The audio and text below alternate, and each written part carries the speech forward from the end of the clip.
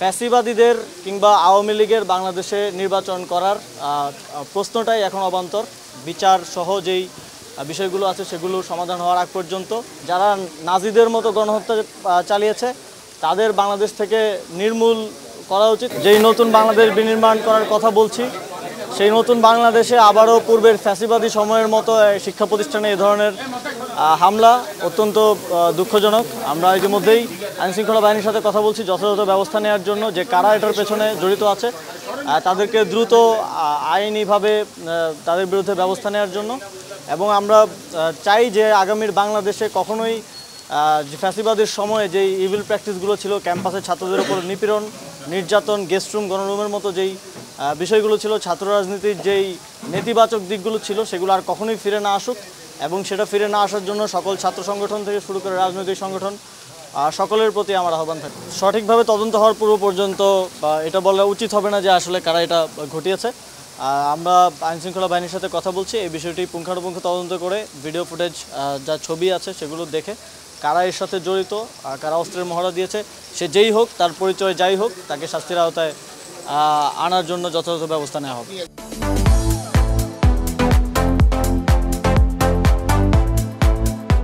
Statistically আইনশৃঙ্খলার যথেষ্ট উন্নতি হচ্ছে। আপনারা যদি স্ট্যাটিস্টিকটা দেখেন যে কী পরিমাণ ল অ্যান্ড অর্ডার সিচুয়েশন গত 6 মাস আগে ছিল আর এখন আছে, সেটার মধ্যে বিশদ পার্থক্য হয়েছে। ছিনতাই থেকে শুরু করে যত ধরনের প্যারামিটার আছে সবগুলোতে আইনশৃঙ্খলার পরিস্থিতি উন্নত হচ্ছে।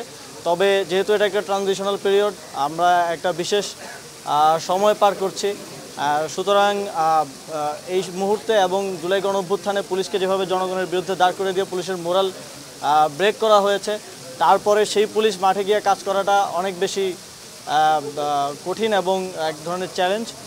তারপরে আমরা চেষ্টা করছি নিয়োগ থেকে শুরু করে বিভিন্ন কাজের মাধ্যমে এবং নতুন করে ট্রেনিং দেওয়ার মাধ্যমে পুলিশকে জনবান্ধব করার এবং আইনশৃঙ্খলা পরিস্থিতি নিয়ন্ত্রণে আনার। আমরা আশাবাদী চ্যাম্পিয়ন্স ট্রফিতে বাংলাদেশ ক্রিকেট দল ভালো করবে, আর বাকিটা খেলায় দেখতে পাবো কী অবস্থা হয়। আর গতকালকের একটা বিষয় একটু পরিষ্কার করতে চাই। গতকালকে ডিসিস কনফারেন্সের পরে একটা প্রেস ব্রিফিংয়ে খুব অল্প সময়ে বলার কারণে হয়তো পরিষ্কার করতে পারিনি, এবং মিডিয়ায়ও শব্দ এবং ভাষা একটু ভিন্নভাবে উপস্থাপিত হয়েছে। ফ্যাসিবাদীদের কিংবা আওয়ামী লীগের বাংলাদেশে নির্বাচন করার প্রশ্নটাই এখন অবান্তর। বিচার সহ যেই বিষয়গুলো আছে সেগুলো সমাধান হওয়ার আগ পর্যন্ত। তবে আমরা পৃথিবীতে বিভিন্ন জায়গায় এরকম গণঅভ্যুত্থান কিংবা বিপ্লবের পরে নজির দেখেছি কিভাবে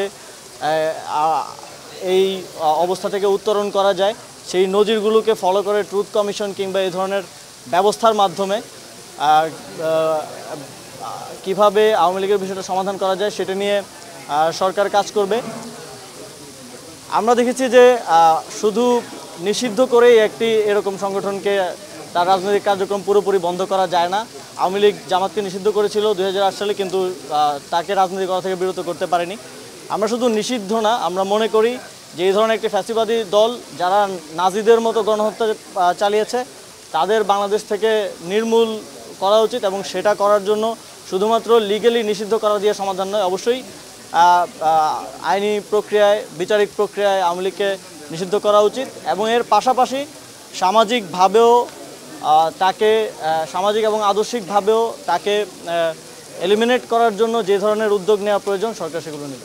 সরকারের সদিচ্ছা আছে স্থানীয় সরকার নির্বাচন আগে করার, এবং স্থানীয় প্রশাসন পরিচালনার ক্ষেত্রে যথেষ্ট আপনারা দেখতে পাচ্ছেন যে স্থবিরতা আছে, এবং বাংলাদেশের মানুষ তাদের যে প্রাত্যহিক সেবা সেগুলো পাচ্ছে না, এবং সেগুলো নিশ্চিত করাটা এই সরকারের অন্যতম দায়িত্ব। আমরা দিন শেষে জনগণকে একটি কষ্টের মধ্য দিয়ে যেতে হচ্ছে, সেটা কোনো সরকারই চাইবে না।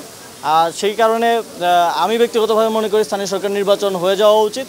তবে যেহেতু এটা একটি সর্বোচ্চ নীতি নির্ধারণী সিদ্ধান্ত, এই বিষয়ে আমরা সরকারের সর্বোচ্চ পর্যায়ে অর্থাৎ ক্যাবিনেট আলোচনার মাধ্যমে চূড়ান্ত সিদ্ধান্ত নেব। বিশ্ববিদ্যালয়গুলোর সাথে নিয়মিত যোগাযোগ রাখছি, এবং যেহেতু আপনারা জানেন যে আমাদের 4টি স্বায়ত্তশাসিত বিশ্ববিদ্যালয়, সরকার সরাসরি হস্তক্ষেপ করতে পারে না। তবে বিশ্ববিদ্যালয়ে যারা প্রশাসন আছেন তাদের প্রতি আহ্বান থাকবে দ্রুত ছাত্র সংসদ নির্বাচন আয়োজন করার জন্য। আমি বিশ্বাস করি যদি ছাত্র সংসদ থাকতো, প্রকৃত নেতৃত্ব থাকতো, তাহলে কুয়েটে যে ধরনের ঘটনা ঘটেছে এ ধরনের ঘটনা ঘটতো না, এবং সামনের সময়েও এ ধরনের ঘটনা এড়িয়ে যাওয়ার জন্য ছাত্র সংসদ নির্বাচনের মাধ্যমে ছাত্রদের প্রতিনিধিদের মাধ্যমে বিশ্ববিদ্যালয় পরিচালনা করা উচিত।